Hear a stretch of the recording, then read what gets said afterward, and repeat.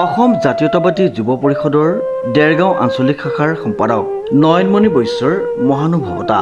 দেৰগাঁও কমলদৰা মহাবিদ্যালয়ৰ প্ৰাক্তন সাধাৰণ সম্পাদক প্ৰণৱ দত্তক হুইলচেয়াৰ প্ৰদান।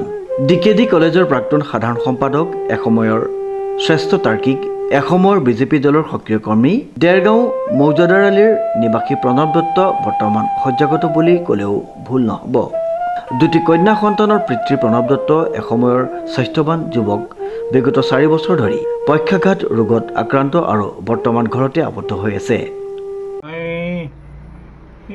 বিশেষকৈ অসম জাতীয়তাবাদী যুৱ পৰিষদৰ বিষয়ববীয়া আমাৰ নয়নমণি বৈশ্যক মই তাৰ কাৰণে ধন্যবাদ আৰু কৃতজ্ঞতা জনাইছোঁ।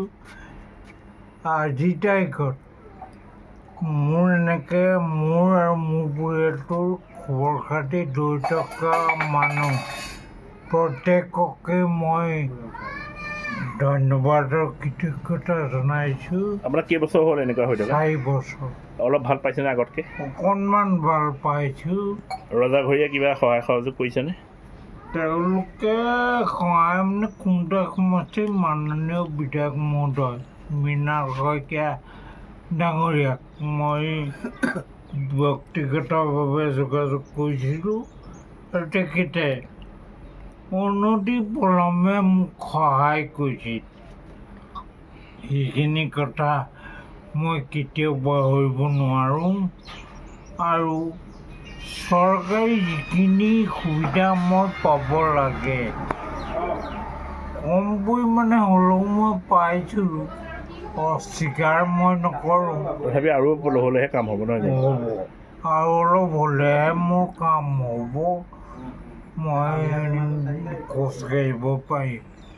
একালৰ বিজেপি দলৰ সক্ৰিয় কৰ্মকৰ্তা হোৱাৰ উপৰিও নিজৰ পৰিয়ালটোক কোনোমতে পোহপাল দি আহিছিল। 4 বছৰ পূৰ্বে দুৰ্ভাগ্যক্ৰমে এটা পথ দুৰ্ঘটনাত প্ৰণৱৰ শৰীৰৰ বাওঁফালৰ অংশ সম্পূৰ্ণৰূপে অকামিলা হৈ পৰে। চিকিৎসাৰ বাবে বৰ্তমান পৰ্যাপ্ত পৰিমাণৰ টকাৰ অভাৱ। একালৰ সক্ৰিয় কৰ্মী হোৱাৰ স্বত্বেও প্ৰণৱ দত্তই দল তথা চৰকাৰৰ তৰফৰ পৰা কোনো ধৰণৰ বিশেষ সঁহাৰি পোৱা নাই বুলি জানিব পৰা গৈছে। সেই প্ৰণৱ দত্তক এখন হুইলচেয়াৰ উপহাৰ দিয়ে উদ্যমী যুৱক তথা অসম জাতীয়তাবাদী যুৱ পৰিষদৰ দেৰগাঁও আঞ্চলিক শাখাৰ সম্পাদক নয়নমণি বৈশ্যই। অসম জাতীয়তাবাদী যুৱ পৰিষদ বা দেৰগাঁও আঞ্চলিক সমিতিৰ তৰফৰ পৰা আমি প্ৰণৱ দত্তক আজি এখন হুইলচেয়াৰ আমি প্ৰদান কৰিবলৈ আহিলোঁ।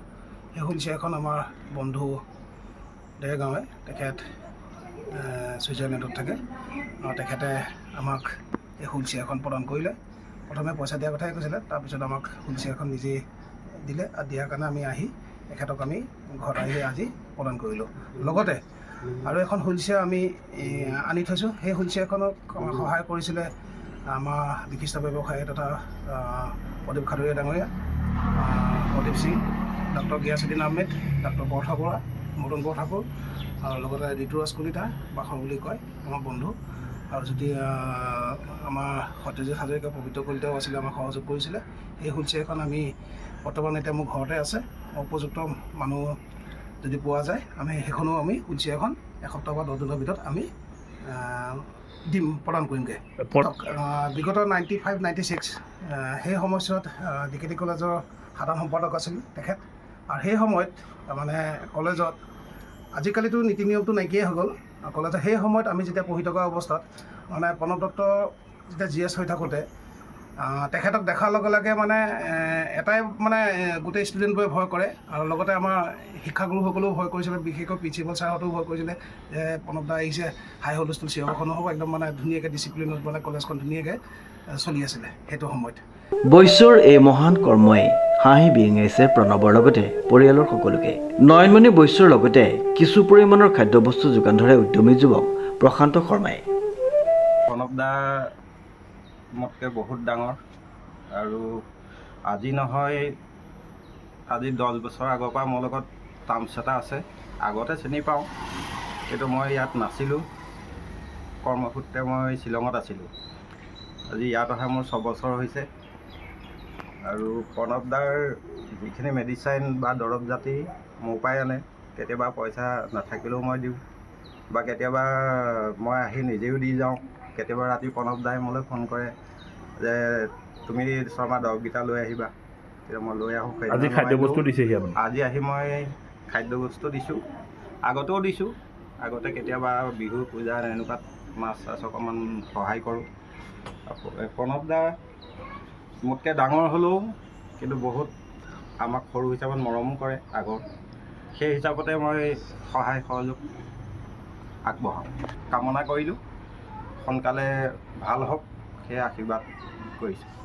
প্ৰণৱ আচলতে এনেকুৱা ধৰণৰ মানুহ। প্ৰণৱ স্কেলপাত যিমান চিধা প্ৰণৱ সিমান চিধা। ঠিক মোৰ দৰে মই চিধা কথা কৈ ভাল পাওঁ, প্ৰণৱে চিধা কথা কৈ ভাল পায়। আৰু প্ৰণৱে আমি এটা সময়ত সাংস্কৃতিক জগতখন আমি প্ৰৱেশ কৰিছিলোঁ। প্ৰণৱে অভিনয় কৰিছিল, আমি অভিনয় কৰিছিলোঁ। আৰু প্ৰণৱৰ লাইন বেলেগ, মোৰ লাইন বেলেগ। প্ৰণৱ হিন্দুত্ববাদী লাইন গুচি গ'ল, মই বেলেগ এটা লাইন গুচি গ'ল। তথাপিতো আমাৰ বন্ধুত্ব আজিও আছে, থাকিব। কাৰণ আদৰ্শ বেলেগ হ'ব পাৰে, কিন্তু হৃদয়খন একেই আছে আমাৰ।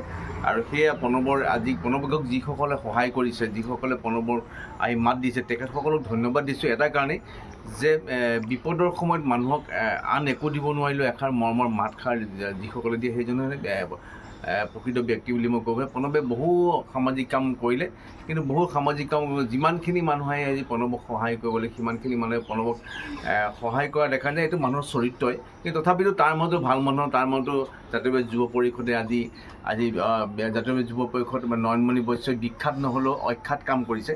আৰু তেওঁ আহি পেলাই আজি প্ৰণৱক আজি যিখন হুইলচেয়াৰ দিয়ে তাকে প্ৰণৱ জাতীয় যুৱ পৰিষদক আৰু আমাৰ শৰ্মাক ধন্যবাদ দিছোঁ যে তেওঁ শৰ্মাই অন্নৰ কাৰণে চাউল আৰু দাইল তেওঁ জড়িত সকলোকে ধন্যবাদ দিছোঁ প্ৰণৱক। আৰু সহায় কৰি যাওক, আমিও প্ৰণৱক যি পাৰোঁ সহায় কৰি আগবাঢ়ি যাম। দেৰগাঁৱৰ পৰা নৱজ্যোতি ভৰালীৰ এক বিশেষ প্ৰতিবেদন, নিউজ নাও।